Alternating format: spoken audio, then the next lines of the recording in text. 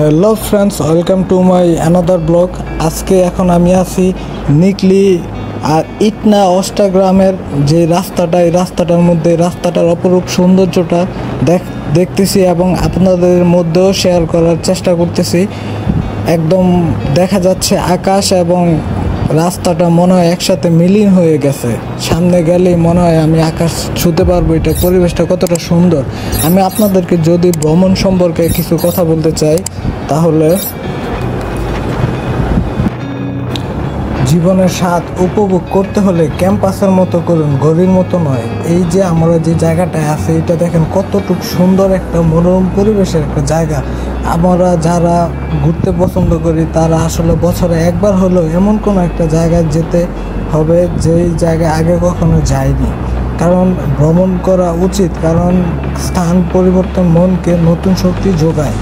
আমরা যেই সুন্দর পরিবেশটা দেখতেছি, এটা আসলে ভ্রমণ না করলে কিন্তু জিনিসটা দেখা হতো না। আমরা যারা চাকরি বাকরি করলে কি হয়, পকেট ভরে, কিন্তু ভ্রমণ আমাদের আত্মাকে পূর্ণতা করে।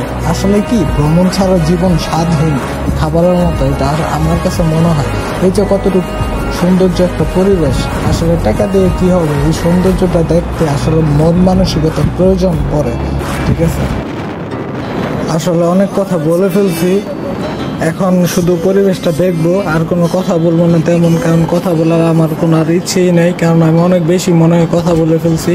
এই যে কত সুন্দর পরিবেশটা, এই পরিবেশটা মনোযোগ দিয়ে দেখতে হবে, কারণ দেখতে পারলে মনের আত্মায় তৃপ্তি পাইব।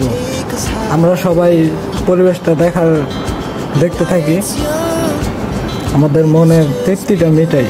কত সুন্দর একটা পরিবেশ, ওয়েদারটাও জোস, মাশাআল্লাহ, সুবহানাল্লাহ। এই টাকা পয়সা দিয়ে কি জীবনে।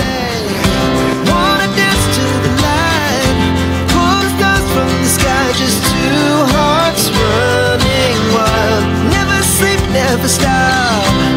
As we shout from the top, we're gonna be two hearts running wild.